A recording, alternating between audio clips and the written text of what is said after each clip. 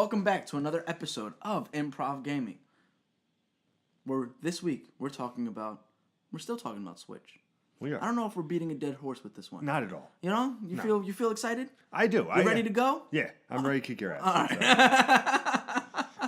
right. Thank you for joining us again. Allow me to introduce my host with them. I don't have anything like what you have. I can't do it. Mr. I'm Wondering himself with the fedora cap in tow. It's Mr. Peter Anderson.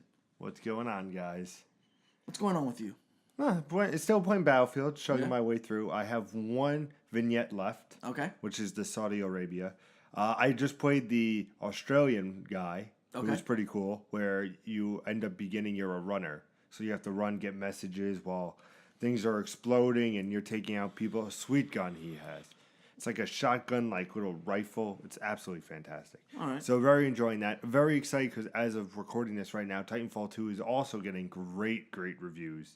Like high 8s to low 9s. You know? So I'm excited. It comes out Friday for me at least. So that's going to be exciting. We're going to trade in Tomb Raider, Rise of the Tomb Raider for Xbox One. Oh, are you? Because I can get $13. So I'm and I got a $20 coupon. So I'm all right, so then the game's going to cost me about $30. Yeah. And then for Christmas, since I'm going to pretty much get every game I want, because that's how I am, that I buy, I'm going to say to the family, get me the 20th anniversary Tomb Raider, where it comes with all this stuff and the VR room. VR, like the thing we're talking about. But before that, let me introduce to you Pete Way. He only has the best ponytail in the business. It's fabulous. He only does everything, including editing videos in mid of recording. Mr. Nicholas De Jesus. How's it going tonight, everybody? And this week, or today, I should say, we're talking about PSVR versus Nintendo Switch. And allow me to qualify that statement. I'm not saying that the two consoles are comparable. I'm not saying that Nintendo Switch is going to eliminate the need for VR. What I'm saying is, if you have $400 to spend, roughly, what are you going to spend it on? Are you going to spend it on the Nintendo Switch, or are you going to spend it on the VR? Now, Pete is a very big proponent of the VR right now. Nintendo Switch made me a believer, and I'm a very big proponent of the Nintendo Switch. Now, to be fair, we don't know the official price of the Switch. We don't know what's going on. But we're thinking it's going to be probably around $300-$400. Who knows? Same, and with getting games and accessories and everything you need, yeah. They're going to basically be about the same amount of money. So they're going to be somewhere around the same amount of money. I think the bundle for the VR is $499. Yep, comes with two move controllers, the helmet, and a PlayStation headset, World, I believe. Yeah, it comes with PlayStation World demo disc. It comes with two move controllers, the headset, and the camera. Okay. So very $500, and like I said, you're looking at maybe $350. I'm thinking $350 to $400 for the Switch, plus getting a Zelda, plus getting if they do a online component where you have to pay for, you're looking at $500. Yeah, somewhere. So either both ways. Both of them are going to be relatively the same price. Yeah. You know. So the question is, which one are you more excited to spend your money on? Yeah. Oh, go ahead, Pete. I think I still am excited for VR. You're still excited for VR. Like I said, as of recording this and knowing what we know about. Well, you had Switch, your little demo with it. Yeah. I don't count as a demo, by the way. Of course. We've had the conversations. Check out our episode on that on www.youtube.com/improvgaming, where we actually go into detail as to why I don't actually consider that a good demo. But the possibilities, I think, are that much better. You know, we're always going to have a controller in our hands. I don't feel like that's ever going to go away. Okay. But this enhances, when people say they get immersed in games, you really don't get immersed. It's just, if I use The Witcher 3 Wild Hunt as an example, my favorite game of last year, still one of my favorite games I've played. And I was immersed in that world, but not as much as, it's still on a TV screen. With VR, the cool thing is you're immersed in this world. I know you don't consider it as much, but playing the Lantern demo at Comic-Con and just being in that room and looking and be okay, if I look to the right, if my head physically turns to the right or left, I'm going to see things. If I do that in Witcher, I see my window. Or I see my dresser in my room, it breaks it, But if I'm looking where everywhere I look, there's immersion, It's incredible. And you're looking at these games where some of these are just you get to become Batman. And I know everybody's been using the Batman VR, but you become Batman. You solve Batman detective. There's a game called the PlayStation Worlds where you have the heist where you're in a gunfight, you're in an interrogation where somebody's coming right up to your face. You have these awesome experiences like Oceanic, I think is called on the disc, where you go down in a shark cage and there's a shark just going, and you could just look at all the pretty fish, then the shark starts to attack you, freak out. There's so many possibilities, I think, with VR. And the great thing is PlayStation got on the bandwagon early, I think, where there's only a couple VR units out there, and they're very expensive. Obviously, PlayStation VR is not the strongest by any means. Well, but by any means, Oculus is much stronger. The Vive has a much better tracking. Those two are better, but for ease of access, of course, PlayStation VR is the way to go. Yeah, and see, what we have to do after this video, if we have time, is we got to go to an actual docking station. You can try VR for yourself. I think we should do that next time we have time. Yeah, next time. But like based off of what you're saying, right? Like when I eat pizza, I like pizza. Right? If I get pepperoni on it, then it enhances the pizza. But I don't just eat pepperoni pizza all the time. When I get chicken parm pizza, it enhances the pizza. But I don't always get that. Sometimes I just want a fucking slice. So you want a plain cheese slice? Sometimes I'm just down for a slice. Like pizza is good regardless. Okay. Regardless of the toppings or the enhancements that you put on it. So when you say, "Oh, it enhances the experience," to me, it's a fad because it's not revolutionizing the experience. It's just enhancing it. Do you get what I'm saying? I understand, but you also understand that it's early and it's I know cycle, it's early. But that's why I'm more prone to say, let me get the Switch, which looks like something that I'd be able to enjoy more often than the VR, which I can only enjoy when there's nobody in my house so I don't smack somebody accidentally across the face. You get what I'm saying? I understand. Like, for me, the investment goes to the Switch. Yeah, because you feel like you'll use the Switch more often. Understandable, and I understand. And if I'm that excited argument. about a title, right, like a console title, like I know Bethesda said that it's not coming out, or that's not necessarily true that Skyrim's coming out to the Switch. But let's say I was playing Skyrim or a Bethesda game, Doom, on the Switch, and I needed to go to work, and I just needed to get a little bit done, but I'd be late. Then I can go to work.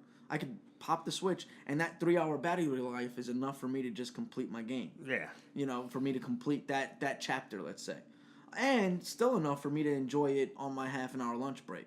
Because by the time I get out of work, either I'm going out to do something, so I'm not going to be able to play a video game anyway, or I'm coming home and boom, docks right back up.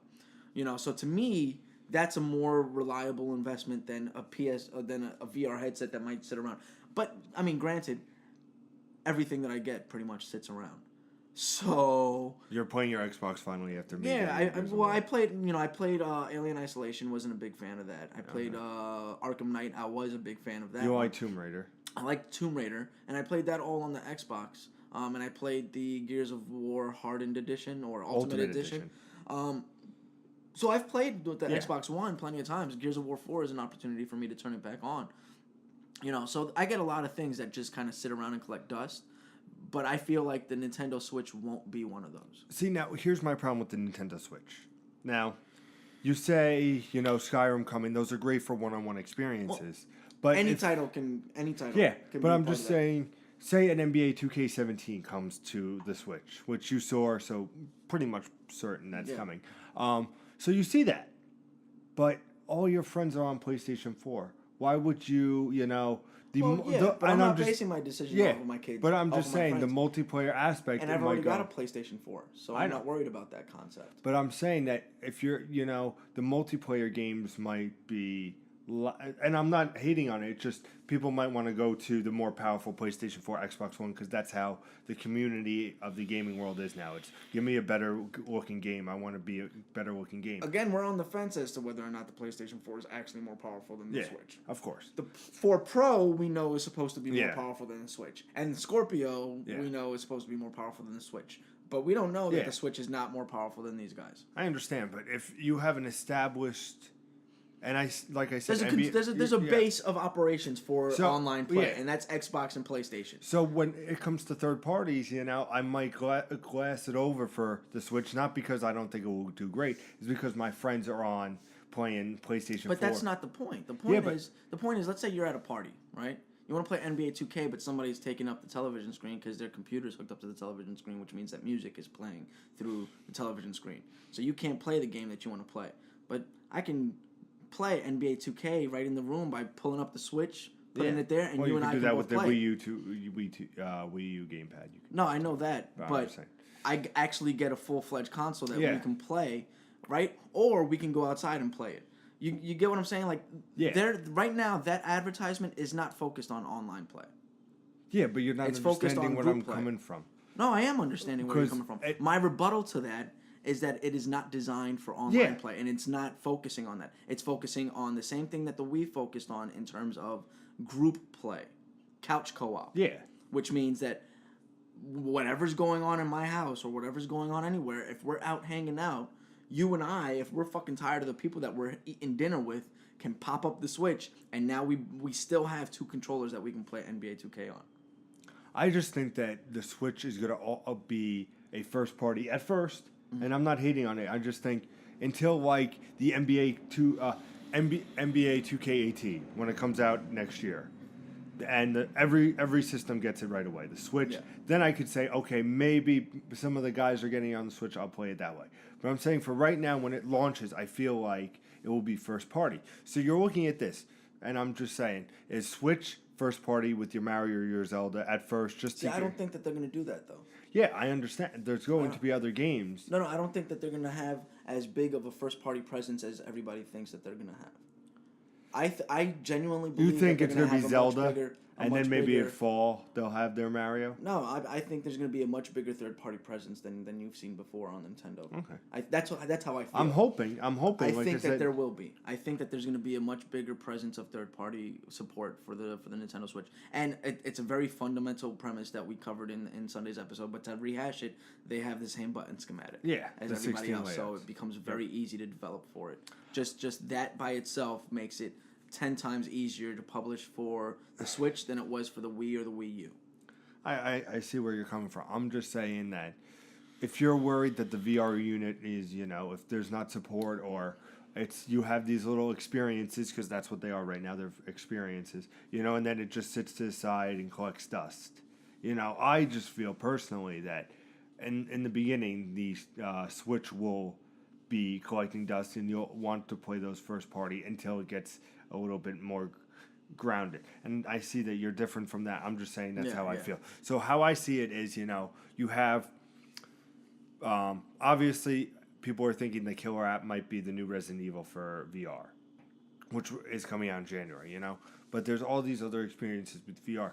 I feel like VR is something where it's more cool to experience. If I say, hey, Nick, come over, I want you to become Batman, instead of going, hey, come over, let's play, Mario Party 12, We know what a Mario Party is. You may not necessarily know what VR is about. So to be immersed in VR for the first time and you go, like, yo, this is but that's insane. the end of that discussion at that point. I played it once and I'm done with it. But it could be something where you're like, I want to experience more.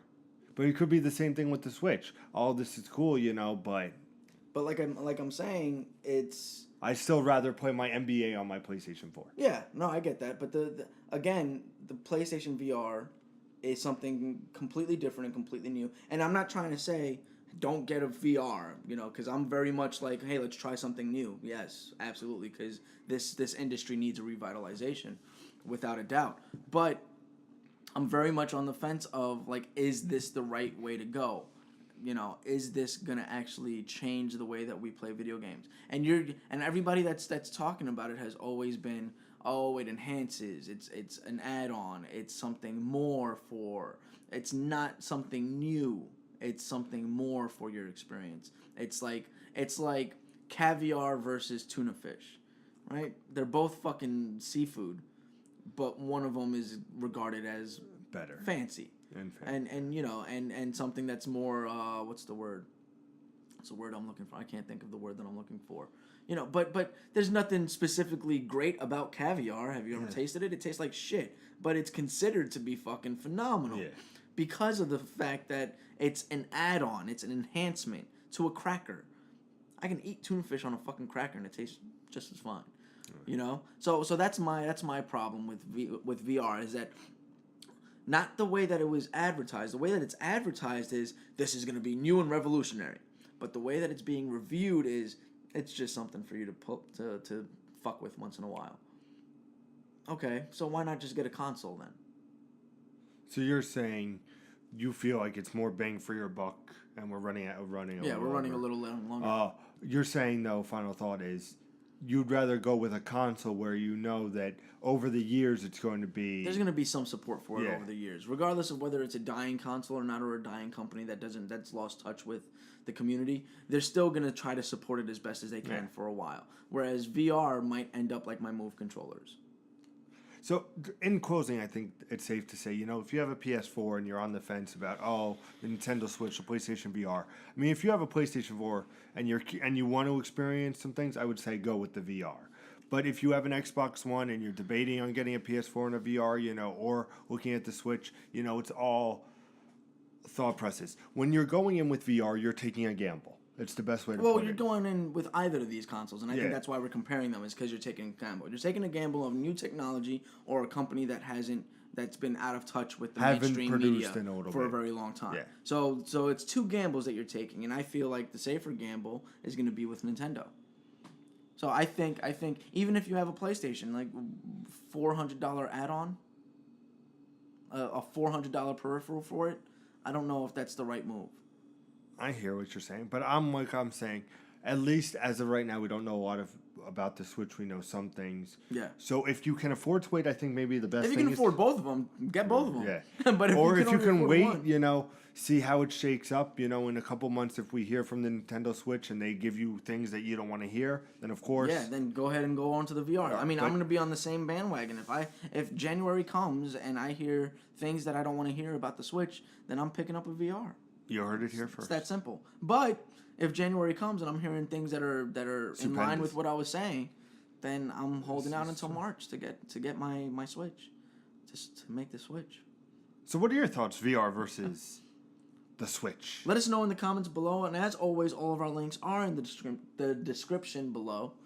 And ladies and gentlemen, thank you for joining us. For all things gaming, tune in to Improv Gaming. And as always, game on. Sounds good. Hurry the fuck up. I'm hungry and cranky. Who is this? Buck. Oh.